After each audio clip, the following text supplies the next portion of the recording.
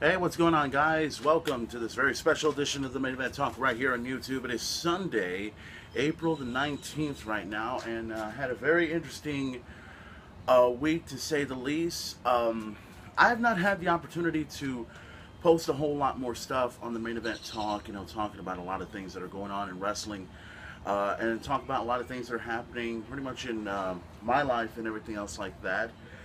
There is one thing I want to talk about in the beginning of the show before I leave, and it's something that is really, really tragic, and it's kind of been on my mind for the past few hours. And uh, this is one of these deals in my talk where normally I would go ahead and talk about wrestling, and it'd be easy for me. I get it done, I get it out of the way, speak my mind, and then put it out to pasture. But in this case, this is a bit of a different story because this little main event talk is, well, this very long main event talk right now deals with a friend of mine who recently lost somebody.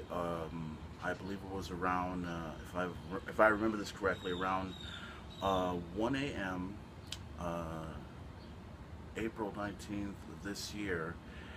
And I'll just come right straight to the point. A friend of mine, I believe, had a baby.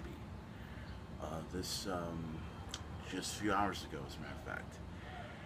And then I come to find out, and I was reading this on Facebook, where apparently he managed to hold on to the baby for the time being. And I'm not sure exactly the details of what happened, but I did find out that the baby had apparently had passed away, and it's really tragic, especially in real life. And I'm talking about real life here. When you have something in your life that is new and exciting, and you cannot wait to share it and do everything you can, but when it's there in your hands for only a few hours and it's taken away from you, it's really tragic. And all I can say is, on behalf of myself and on behalf of everybody that's watching this episode of the Main Event Talk, I want to take this opportunity to give a huge shout out to a friend of mine. He's a drummer for, I forgot what his band is, but I've known him for a long time, a very accomplished musician. His name is Aaron. Can't exactly pronounce his last name, and I apologize for that, but I'm just sending my thoughts and my prayers go out to you, Aaron, if you're watching this. I mean, it's, I saw it on Facebook, and it's really tragic. And like I said, my thoughts and my prayers go out to you and your family. And it's really sad when something like this happens, and it just, words cannot describe what you have. And like I said, when you have it in your hands for only a few moments, and then all of a sudden it's taken away from you just like that. And life is very precious, and it's the truth in many ways. There are people that live and go out and see the world and do things and manage to live life to the fullest. And there are others that live, but unfortunately some die of either natural causes or of drugs and alcohol and everything in that. And some die of a young age, and it's very, very sad out there. And it's not just in professional wrestling. It's also like in football. It's also like in basketball. It's also like in, many great musicians, have, lived and died at a young age. And, some die at the age of 20, age of 30. Some have even died, even before they reach to the point of being a teenager. So it's really, like I said in this episode, it's my thoughts, my prayers go out to you, Aaron, and to the rest of your family. Once again, I'm very, very sorry for your loss, and just want to say I'm sorry, and best of luck to you, my friend. I hope you're okay. So, with that being said, I want to go ahead and get that part out of the way, and now talk about what's going on in professional wrestling. And I do want to bring up something that I bought just yesterday, and I didn't get a chance to buy it sooner, but I went ahead and decided to buy it anyway, and I was very, very lucky to get this copy, especially when it was over at HEB Plus. Most of you guys know about what this is. If you already have it, you know how this goes. Check it out, guys. The DVD of The Shield, The Destruction of the Shield. And man, I had a chance to look at the DVD for Inside Out, and man, it is so fucking awesome. And the thing is about this DVD, it not only talks about the beginning of the Shield, it also talks about each individual when it comes to, you know, who they are, what they've accomplished, and what they like to accomplish in their careers. Seth Rollins, Roman Reigns, and Dean Ambrose. This is such a awesome DVD to get your hands on. You know, look at it from, if I can put it up a little bit closer right there, you know, you can see where it says right there, I don't know if I can see it backwards, I think it says justice isn't free, which is pretty good, you know, like that. 3-disc set, you know, right here. Let me bust it out in front. You know, one of the discs is missing, and that's okay because it's in my DVD right now. Watching it and stuff, and like I said, here's the back of it right there. You know, Believe in the Shield, The Destruction of the Shield. If you guys have not had an opportunity to get this, I suggest you get your hands on it over at either HEB, Best Buy, or any retail place that has DVDs of WWE. Believe in the Shield, The Destruction of the Shield. Truly the best, one of the best DVDs that, you know, I've had in a long, long time. And of course, the release of the Ultimate Warriors DVD that's out also. I have not had a chance to get the other Ultimate Warrior DVD, but I want to get my hands on it as soon as possible before they get sold out and before the new one comes in. The new one came out this past Tuesday, as a matter of fact. Have not had a chance to see it, but I know they showed a preview of it on the WWE Network. If you guys had an opportunity to see it, get a chance to see it on the WWE Network. And also remember, guys, throughout this entire month of April, WWE's network is free for the entire month for all new subscribers and everything else like that. And also coming up, I believe it's next Sunday, Extreme Rules coming up live on pay-per-view and on the WWE Network. The main event, can't not wait for that. There's a lot we need to talk about when it comes to Raw. A lot we need to talk about when it comes to TNA Wrestling. I've been wanting to bring that up here on this episode of the Main Event Talk. I've got a little list here in my hands. And a few things here. I want to go ahead and go right into one thing that's a little bit interesting to me, and I know the fans would like to be interested in hearing my thoughts about CM Punk. Now, most of you guys, we know the story, we know how it goes. CM Punk no longer in WWE, not news. CM Punk leaving to go to UFC, not news, because we've already heard that. CM Punk saying that wrestling is fake. Now, here's the thing. I've been reading about it on Facebook, reading about it on Twitter. I don't know if he actually said it. You know, I believe in my mind and my heart, I don't think CM Punk would really say that. Maybe a part of him does want to say that because, after all, he is CM Punk. He is, you know, the best wrestler, and I still consider him the best wrestler in the world. But to me, I mean, if he truly said that, if he put a post out on Twitter and said something about that, then I'll believe the story that CM Punk was talking about. But in this case, I mean, everyone makes a big deal about certain things, and, you know, they say CM Punk is calling out, you know, saying that wrestling's fake. And here's the thing. I've been a huge wrestling fan for a long, long time, and I could care less if somebody tells me that wrestling's fake. And the only reason why I could care less about that is because it's the same old story that I hear every fucking time. I would hear about it in Facebook. I would hear about it on Twitter. It's the same fucking shit. And here's what my response is to all that. Wrestling is real. Oh yeah, wrestling is real. But the reason why I say that, I know the context of professional wrestling to the reality of the business, to the fantasy of the business. I see it in two different perspectives. I don't go by one. Never. You go by one, then you don't know the full story. Professional wrestling to me is always going to be something important to me in my life. I love it. I dig it. I dig how these guys perform in the ring and give everybody their money's worth, no matter who they are. Whether they're a wrestler that is, you know, very, very popular, or a wrestler that you hate so much, or a wrestler that is just completely annoying and you just want to cheer him or boo him, however the case may be. So You know, CM Punk said it, he said it, but until I see the video and until I see something that gets my interest, I don't think CM Punk said it. I personally do not. And I think it's, you know, out of whack and full of shit and everything else like that. And also, some news related to wrestling, and I just saw this on Twitter earlier. Okay, let me see if I got this right. Hulk Hogan hosts something on Twitter, and he put out his phone number on Twitter. And, you know something?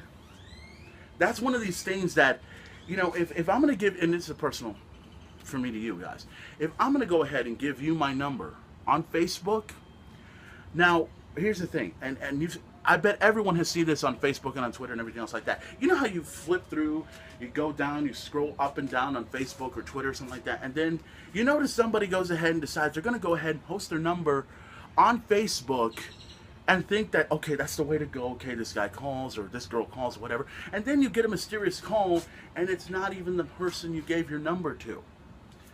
You know, that's the thing with Facebook. That's the thing with Twitter. You got to be careful about handing out your information on Facebook and Twitter, especially when you don't know who you're giving the information out to. Anybody could see the number.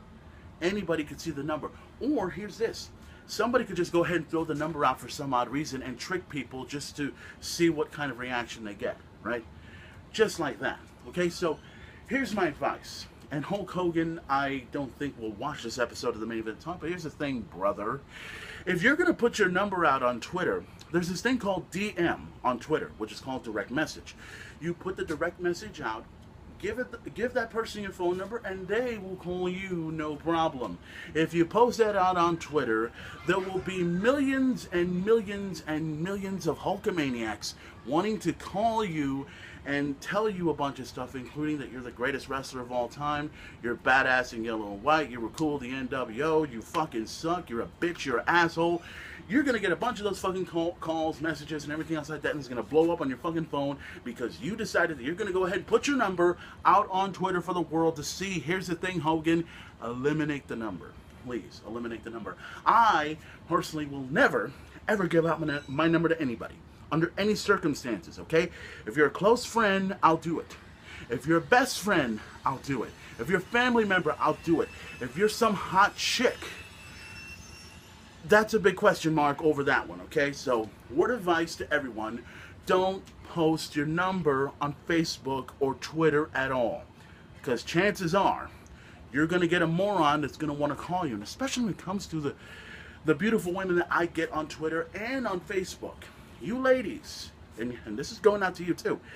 If you decide you're going to go ahead and give your number out to somebody, put it on Messenger, okay? Put it privately so that way nobody knows about the number but that person.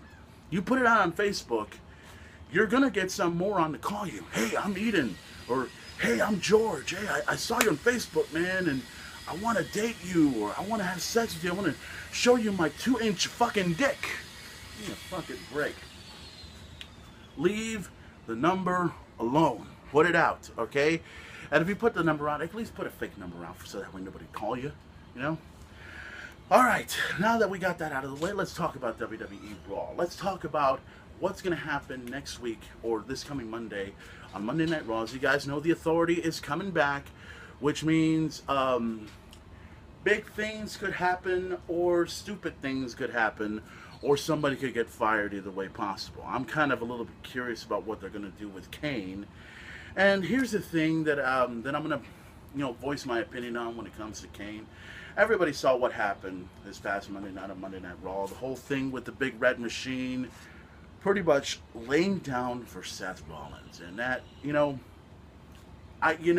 here's the thing. I realize that he is the director of operations, okay? I understand he works for the Authority. He lays down 1, 2, 3, and you know what? The first thing that came to my mind was the thing that JBL had said right there. He lost all respect for Kane. And you know what? I agreed with him. Because here's the thing. You're talking about the Big Red Machine. You're talking about a man who has been in the WWE for, I believe, 10, 15, 20 years now. He's been in this business for a while. He was a part of one of the best tag teams of all time, the Brothers of Destruction, with his brother, The Undertaker. You got to imagine the fact that, here's the thing. I mean, I like Kane. I just don't like this version of Kane. You know, him being corporate Kane and all that stuff. You know, when he had the mask back, that was cool. That was the Kane that I was into, and I know a lot of you, you know, feel the same way about that. For him to lay down for Seth Rollins like that is just utterly and totally ridiculous. But we'll see what happens on Monday Night Raw. The question is, are Triple H and Stephanie going to give him the talk? Are they going to fire him? Are they going to tell him that he did what was best for business? We'll find out coming up this Monday on Monday Night Raw when the Authority comes back. And I don't know if they're going to straighten out Kane, or who knows, they could straighten out Seth Rollins. You know, here's the thing. The crazy thing about the Authority is, you know they're going to do something stupid, and you know they're going to make something that's either going to be entertaining or it's going to be boring the living hell out of everybody. But what will not surprise me is if the Authority, and I'm not saying it's going to happen, maybe it should happen in the near future, if the Authority turns on Seth Rollins. Because Seth Rollins is pretty much becoming Randy Orton. Remember when Randy Orton was the WWE World Heavyweight Champion, and he wanted to make sure that the champion was being protected, and he didn't have to defend the championship. He feels like he's on top of the world. That's what Seth Rollins is doing now. He's pretty much pulling a Randy Orton already. So now you guys know about the little stipulation that's going to happen on Monday on Extreme Rules. Randy Orton going one-on-one against Seth Rollins inside a steel cage. The RKO is banned, which means he only has 1 week to keep using RKO as much as he wants, but by Extreme Rules, that could change, okay? But at the same token, I think you and I can all agree that I think the curb stomp should be banned as well. Oh yeah, the curb stomp should be banned as well. You eliminate the Authority, you eliminate the curb stomp, and we want to see a fair fight. We're going to see something happen, put it out of its misery, no problem, and then Randy Orton wins it. But I don't think a lot of people really want to see Randy Orton win the title. I think they still want to see Seth Rollins come in and hold on to the championship. So a question was posed to me. Well, as a matter of fact, I think I wrote that down on my list about who I think should face Seth Rollins for the WWE World Heavyweight Championship. Who's the next contender? Obviously, the person that comes to my mind right now, and I, pretty much saw him right there on my book, is Roman Reigns. And I always felt that, you know what? I think at this point in time, they're keeping Roman Reigns away from the championship spotlight and pretty much putting him back to where he once was. The thing with Roman Reigns, and I want to get into the subject of him, the fact that here I am digging Roman Reigns, and I was watching through that entire DVD, seeing how he overcome Randy Orton at SummerSlam in 2014, which was a tremendous match to watch. And then Night of Champions was coming, where he was going to take on Seth Rollins at that time, but due to injury, he could not compete. However, during that time when all that was taking place, the fans pretty much changed their minds about Roman Reigns. I mean, it's like you went from cheering from just booing the shit out of him, and that's pretty much what happened with Roman Reigns. He gets off of his injury several months later. He comes back better than ever, and the fans go ahead and start booing him. They pretty much compare him to John Cena, and that's kind of, how the fuck are you going to compare John Cena to Roman Reigns? First of all, Roman Reigns to me is a lot better than John Cena in my view. But as far as I don't know, character-wise, I like Roman. It's kind of one of those things where you want to side with Cena, then you want to side with Roman and all this stuff. But the fans pretty much see Roman like they see Cena. They want to boo him, they want to cheer him, they don't give a fuck about him, they wish he was somewhere else. It's as simple as that, Then WrestleMania, then the Royal Rumble comes along, things fuck up there. The Rock comes out, tries to pick up Roman Reigns' hand, the fans still boo him, And then the whole thing with WrestleMania, when pretty much Roman Reigns got screwed, and let's call it like we see it. He got screwed out of the WWE Championship. And Roman Reigns now out of the championship spotlight, and now he's back facing off against the Big Show at Extreme Rules. Which now all of a sudden, and you notice this, the fans now start to cheer him again. And it's more cheers than boos. So it kind of tells me, you know what? I think this is the right pattern right now. I think the fans should just stick with Roman Reigns where he's at right now, and I think Roman Reigns should take on the Big Show at Extreme Rules. And I don't know exactly. I think it's going to be a street fight or something like that for Extreme Rules between these two. So, Big Show, Roman Reigns at Extreme Rules. My opinion is I think the Big Show is going to go down. And you know what? I agree with the fans when I say, please retire. And you know what? Big Show, you've done everything. You've beaten everything. And, well, I know what else he beat, but I'm not going to get into that. The point is, I think Big Show should retire after Extreme Rules. I think he should just leave, period. Because no matter, and this is the truth, no matter how many times we see the Big Show, he's a phenomenal athlete. He's great. He's the greatest big man in this industry. But here's the thing. Even when he won the Andre the Giant Memorial Battle Royal, which was appropriate, he is not better than Andre the Giant. Never. Never, never, never. Because until the big, if Andre the Giant was still alive and the Big Show took him on, and if the Big Show beat Andre the Giant in the middle of the ring, then we can say he's better than Andre the Giant. Then we can say he's bigger than anything. But in the meantime, the Big Show, he's accomplished all. He's done all. He won Andre the Giant Memorial Battle Royal, that's it. But you know something? What does the Big Show actually get? What does the Big Show actually get? That's the big question. What about Cesaro, huh? Remember when he won the Andre the Giant Memorial Battle Royal? What the fuck did he get? Squat. Nothing. His career pretty much went down, but he went back up with the tag team titles with Tyson Kidd. What's Big Show going to do? Is he going to get an opportunity at the WWE World Heavyweight Championship? Is the Authority going to allow the Big Show to get an opportunity at the title? Here's the thing. You win the Andre the Giant Memorial Battle Royal. You become a big success, and then nobody gives a fuck. Nobody. At all.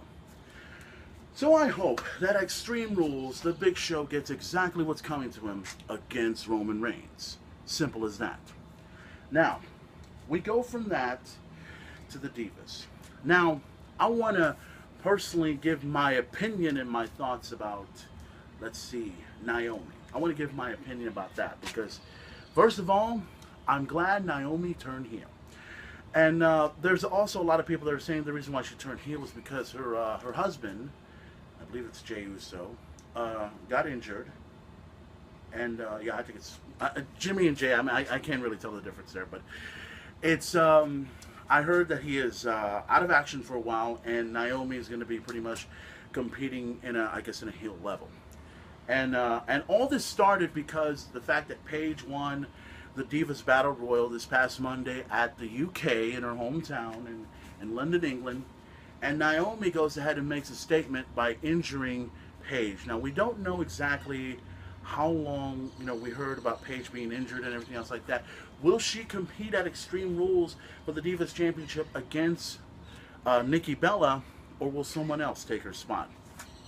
To me personally, I don't mind seeing Paige win the title. I really don't. But I always feel like, Naomi has been given the shaft, so to speak, because Naomi is not only beautiful and attractive and hot, and to me, we can all agree upon this. She's got the best ass in the business. Well, next to Brooke, of course, but that's my opinion. But anyways, Naomi is the most athletic diva in the division today. And, she's being given the shaft. She's beaten the Divas champion not once but twice. And by all means, she should be the one to take on Nikki Bella for the Divas Championship. But now, all of a sudden, Paige has been thrown into the picture, which, to me is extremely unfair because, everyone says give Divas a chance. Well, you know what? You're not even giving Naomi a chance at the Divas Championship at Extreme Rules. She deserves it. She deserves a whole lot more than Paige. That's the truth. So how do you fix this little problem? How do you fix this little scenario? You go ahead and do this. You take Naomi, you take Paige, you make her take on Nikki Bella for the Divas Championship, and you make it a triple threat match. But make it interesting. Make it a triple threat match, but it's Extreme Rules, so I say make it make it an elimination match. I would go ahead and I would love to see the Divas go at it in a ladder match, or I would like to see it in a steel cage match. But here's the thing. The WWE is not going to exactly allow the Divas to be in dangerous matches like that. So you don't expect that to happen anytime soon in Extreme Rules. Expect the championship to take place, the Divas Championship to be on the line. Divas champion Nikki Bella going one-on-one against Paige. That's the official match right there, but we don't know the status of Paige. We'll have to find that out sometime, I think tomorrow night on Monday Night Raw, so we'll see what happens from there on. And let's see, what else can I bring up as far as Monday Night Raw? Oh my God. And I just thought about this right now, and I think all of you know what this is, okay? It's been a long time since the main event talked about Fandango. When Fandango came back as a Latin dancer, I mean, that was kind of a cool thing there. But he started turning into a face, which to me is a good thing. I'm not the biggest Fandango fan in the world, but I am pulling for him to become a face. I think it's time for him to just go ahead and be a face and be successful at that, and who knows, maybe he can win some championships down the road.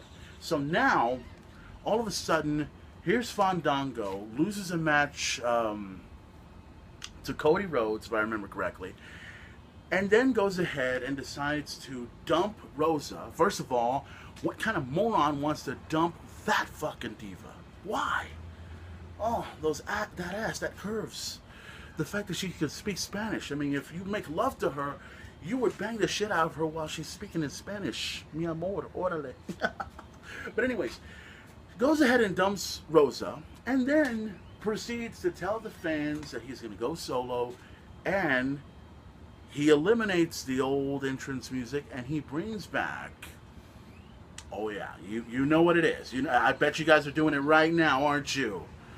Oh my God. And I kind of brought this up about maybe a week ago with somebody, that if Fandango ever goes back, ever goes to, you know, being a face or something like that, they should at least bring back that song, because so many people, I still remember WrestleMania 29 and his match with Jericho, and I still felt in that particular moment, Fandango, I'm calling it like I see it, even though he had a great match against Chris Jericho, and even though he won against Chris Jericho, it was the worst debut in the history of WrestleMania. That's my opinion. I would rather see Fandango do something on Raw or SmackDown than produce him at WrestleMania and see how that goes. But all of a sudden now, it's more about the music than Fandango. That's the truth. And that's what it's pretty much become. So Fandango comes back with the old music, and everybody goes Fandangoing all over the place. So where do we go from here with Fandango? Well, pretty much I like the idea of him being a face. So hopefully he'll start winning again, and hopefully he'll get back on track. So we'll see what happens from there. Fandango is back, and Fandango with his old entrance music, and no doubt everyone on Facebook and everyone on Twitter and everyone on Instagram will be Fandangoing along the way. Oh my fucking God. Okay, we go from that. We go from Randy Orton, Extreme Rules, Roman Reigns, everything else like that. Let's see. Oh, Triple H, by the way. As you guys know, the Authority is coming back. And a big announcement about Tough Enough coming back to USA Network. And I'll tell you something, and I want to give my huge opinion on Tough Enough. First of all, what the fuck are you guys thinking about bringing that goddamn show back? Why? My opinion about that show, first of all, I love Tough Enough. All right? It's a great show. I love it. But it doesn't really mean anything at this point. You want to know why? Think of if you guys are a huge fan of Tough Enough, and if you've seen these on MTV, and if you've seen this on I believe, if I remember correctly, it was on USA Network for a while, then they stopped it. You notice that the winners of these Tough Enoughs don't even compete in the WWE. They don't. And even if they do, well, they're only there for one day, and then that's it. The Tough Enough competitors that were in there that lost are the ones that come in to the WWE. You notice that? Remember, what wrestler was it? I'm trying to remember. John Morrison. Remember him? Or he was known as what? Johnny Nitro? Or something like that? He lost to Tough Enough, right? Then all of a sudden he goes ahead and becomes part of the WWE roster. He gets polished off over in OVW and then comes to WWE better than ever. And he wasn't Tough Enough and he didn't even win the damn thing. How stupid is that? And then how about The Miz, okay? The Miz, another example of him losing and him being out of Tough Enough. And yet he goes into the main roster on WWE and becomes one of the biggest stars in WWE. How stupid is that? And then let me go a little bit further. Let me bring up Nydia. You remember her? She was the one that won the Divas Tough Enough, right? And what does she get for her trouble? Okay, she becomes well, and if anybody remembers this from 10 years ago, Nydia was a part of WWE.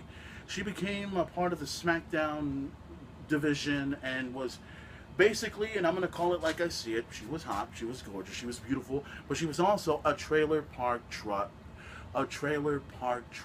slut. That's what she was, with Jamie Noble. Do you remember that?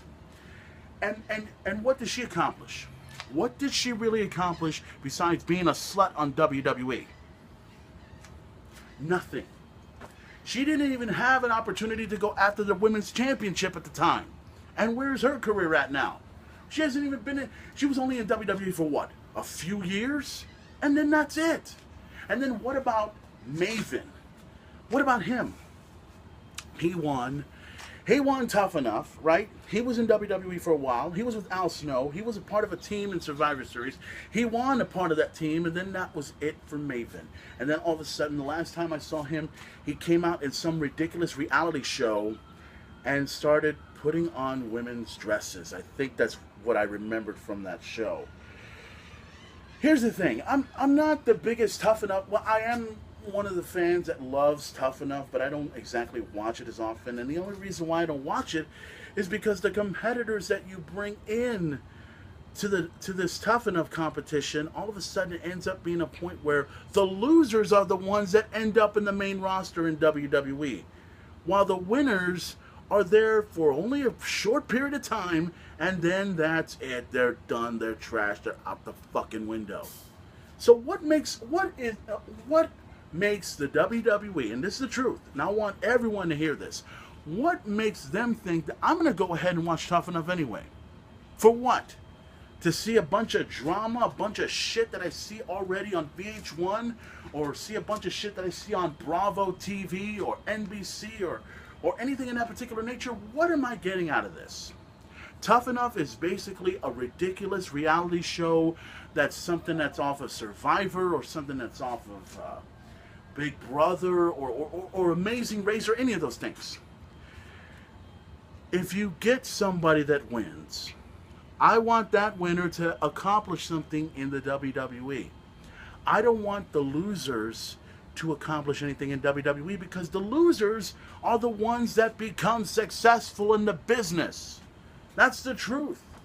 So if you want to go ahead and make your announcement next week or this Monday about the fact that Tough Enough is coming, go ahead. I bet everyone will watch it. I'll watch it too. The only thing is, when the season finale comes along and you see the winner, will he appear on Raw? Will he appear on SmackDown? Will he appear in NXT? Or will he be just another fucking winner of a losing game?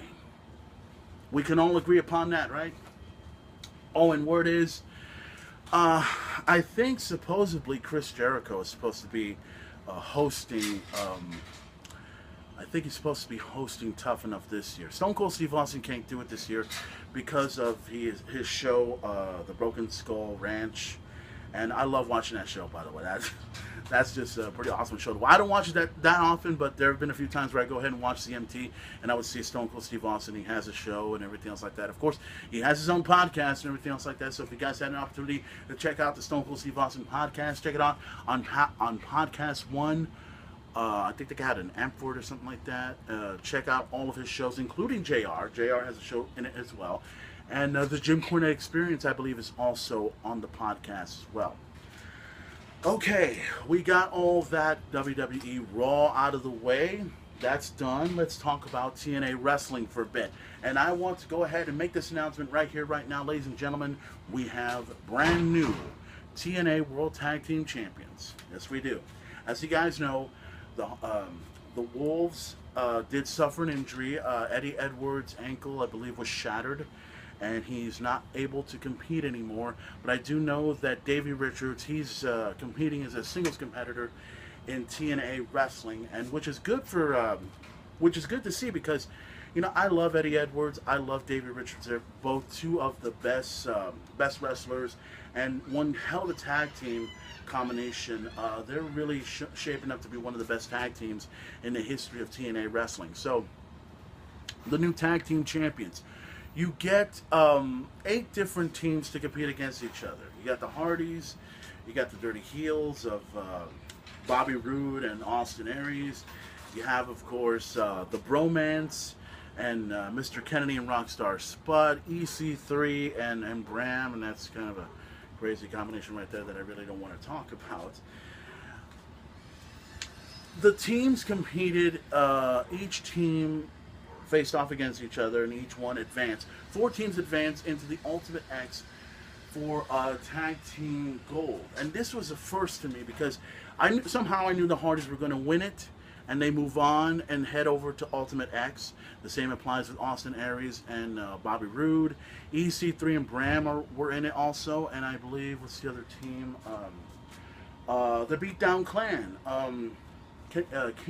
Kenny King and not Homicide. Low Key. Low Key was in it. And I thought for sure that the BDC were going to get their hands on some tag team gold and bring it in to the Beatdown Clan, which did not happen. So the winners, and I'll mention this right here, right now, we have brand new TNA World Tag Team Champions, and it's not only the first time that they won in Ultimate X, it's the first time that they won TNA Gold here in Impact Wrestling. The Hardys are now the champions in TNA. They're the new tag team champions. They've won WWE Gold. They've won, I believe they've won all sorts of championships, if I'm keeping track of it and everything. But I'm just glad that the Hardy Boys are now the champions once again. Jeff Hardy, Matt Hardy, truly one of the greatest tag teams of all time.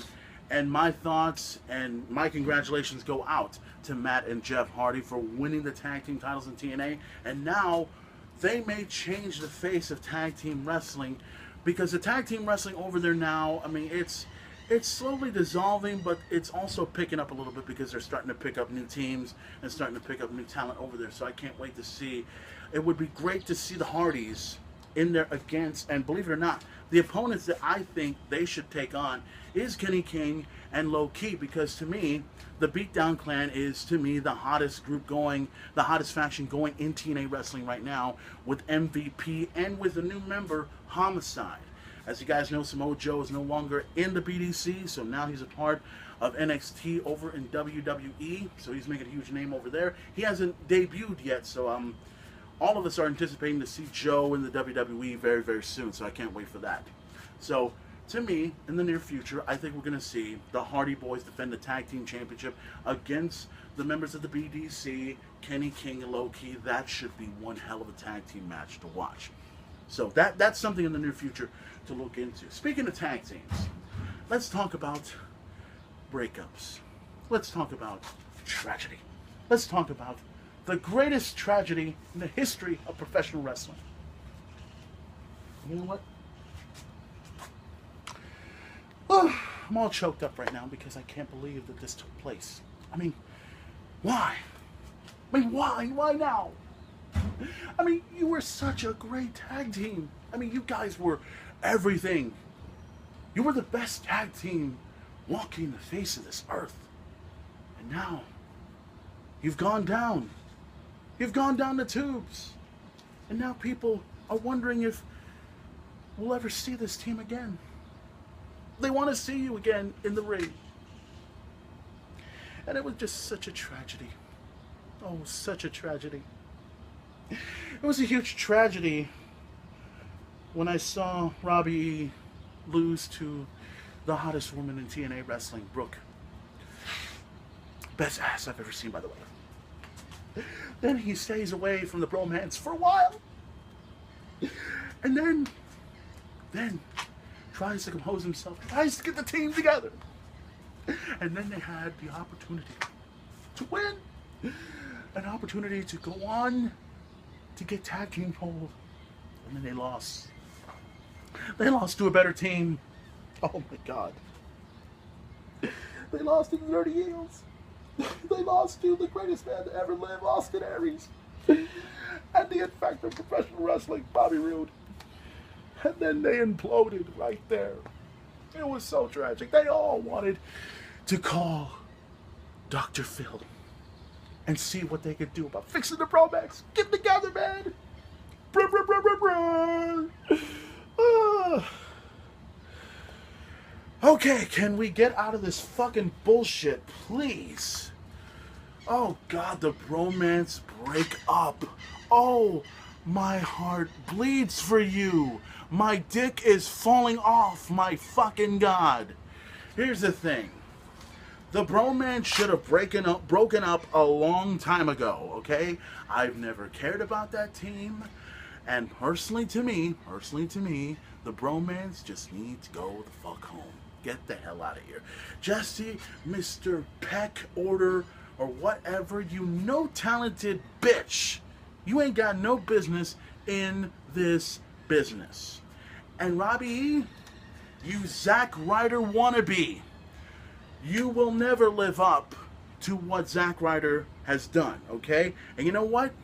If you leave and go to the WWE, I want that to happen so badly. You know why? Because I want to see bro versus bro. I want to see Robbie E. against Zack Ryder. And I want to see who wins in that matchup. And I bet you $1 million Zack Ryder is going to take you down in the WWE if you ever walk in. Oh, by the way, woo, woo, woo, you know it. Bromance breakup. Oh, it's so tragic. Let's move the fuck on, please. Now, we pretty much talked about everything here, everything in TNA Wrestling. What else can I bring up here? Well, I guess the only thing I got to bring up at this point is the fact that Lucha Underground, I had a chance to view some of the matches that took place over there, including one match that was really, really cool to watch. It was Drago versus Aerostar. And by the way, Aerostar not only is a part of the AAA promotion in Mexico and not only a part of Lucha Underground, he's also one of my followers on Twitter. So that's really, really cool, even though he speaks a little Spanish.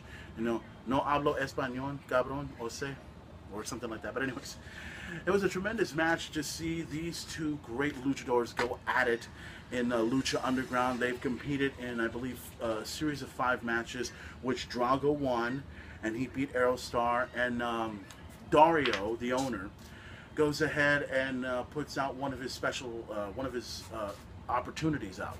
And the opportunity for Drago to get an opportunity at the Lucha Underground Heavyweight Championship, which is currently being held onto by Prince Puma, which is also a great thing because Prince Puma is, you know, to me, one of the best wrestlers in Lucha Underground today. I dig who he is and everything, under the tutelage of the legendary Conan.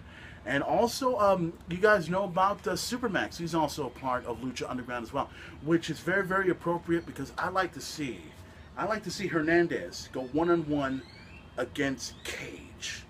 The man that calls himself, he's not a man, he's a machine, because they're both built. They're both strong.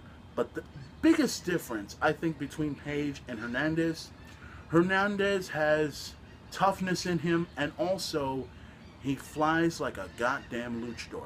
For a man of his size, for a man that big in the ring, he can fly around with the best of them, and he's also from Houston, Texas, so that's even better. So I would like to see that in Lucha Underground in the future. Seeing Hernandez versus Cage in a match, and I don't care like what type of match you put it in, as long as it's a good match, as long as I see a fight, and as long as I see a winner in that matchup. And here's the thing. Speaking of Drago, like I said, he won an opportunity to go after the Lucha Underground Championship with a very special stipulation. If Drago wins, he becomes a new champion and he defeats, you know, Prince Puma. But if he loses, he is banned from Lucha Underground. And that's a very, very interesting stipulation. And I couldn't, you couldn't put anything better like this if you could. But to me personally, I would love to see Drago become the next champion. I mean, no disrespect to Prince Puma. He's a great champion. He defended his title, I think, probably once or twice. He went up against many great athletes like Johnny Mundo, known as John Morrison. I also went up against Cage. Also, what else did he face? There's so many other great talents in there in Lucha Underground. It's crazy, from Pentagon Jr. to Drago to Aerostar.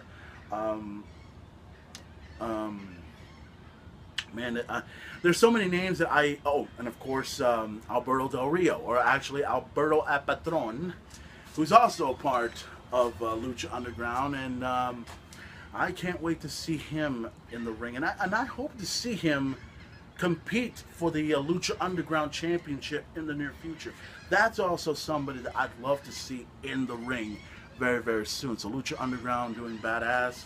Watch it every Wednesday night on the El Rey Network, starting at I believe 7 p.m. On this time, or 8 p.m. 7 Central or something like that. With that being said, guys, that's going to do it for this edition of the Main Event Talk. I'm pretty much done from here on out. I got some things I need to do in the next few days, including, as most of you guys probably already know, especially over here in Corpus Christi, Texas, May 31st, WWE is coming over to the American Bank Center in Corpus Christi, Texas. It's just going to be a live event. It's not going to be Raw or SmackDown. It's going to be, just a typical live event. You go in, you check out Raw, check out all of your favorite WWE superstars. And this is what's on the card from what I understand. The WWE World Heavyweight Championship will be decided as Seth Rollins defends the championship against the Lunatic Fringe, Dean Ambrose. And we talked about this matchup earlier that's going to happen at Extreme Rules, and it's also going to happen in Corpus Christi, Texas. Roman Reigns will go one-on-one against The Big Show. Can't wait for that. And so many other superstars and so many divas are going to be involved over at the American Bank Center in Corpus Christi, Texas. So if you can get your tickets, they're $15. That's what they start off to. And you can get it over, I believe, at the American Bank Center box office. You can also get it over at HEB Plus, if you guys know where that is. WWE, the best value in entertainment, and they're coming to Corpus Christi live May 31st. Get a chance to see it while you can, guys. I think the Main Event will have an opportunity to go there when he has a chance. So get ready, check it out, be ready. So, like I said, that's going to do it. I'm going to go ahead and take off right now. Don't forget to check out all of my videos on YouTube. Every single Main Event Talk coming up. And I'm still working on putting together a Facebook and Twitter page for the Main Event Talk. That's still in the works at this point. Also, check out all of my stuff on Instagram. Check out, follow me on Facebook at facebook.com/maineventplayer. Follow me on Twitter as well at facebook.com/@maineventplayer. Look for that as well. And also, let's see, as most of you guys know, if you're watching this full episode, you're not going to get a part 1, part 2, part 3, part 7 crap anymore, because now I've figured out exactly how to download the full episode of the Main Event Talk and just put it on my YouTube just like that. So you'll be able to see this entire full version here on the Main Event Talk. So thank you guys for watching, and don't forget, if you guys have not had an opportunity, get your hands on this DVD right here. Believe in the Shield, the destruction of the Shield, how they all started, how they all began. It is so fucking awesome to watch. And also get the Ultimate Warrior DVD. It's already out, and no doubt it'll be a great DVD as well. Check it out when you can. And also, before I go ahead and leave, and I want to go ahead and give this big shout out to these guys, because I know they're somewhere over in Wisconsin. Their new CD is coming out, guys. My good friends Shattered Sun, who are in Victory Records, have a CD coming out. Hope Within the Hatred is the album title, and it's coming this Tuesday at a Best Buy or a record store near you. Check them out on tour. Shattered Sun is a fucking shit. Shattered Sun has a Facebook page, has an Instagram, has a Twitter as well. So get a chance, go to YouTube and check out some of their new material that's going to be out this Tuesday.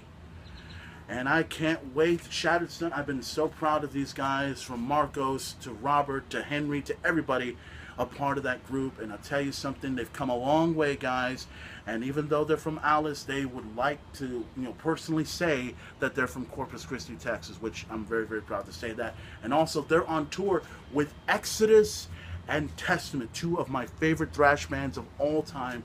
And plus, they're also out on tour with a few other bands I know that are on my Facebook page.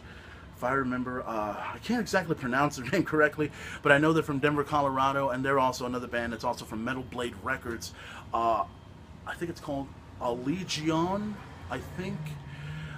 If you guys have never heard that band, you should check them out. I've seen their videos, I've seen their music, and man, they're fucking awesome as well.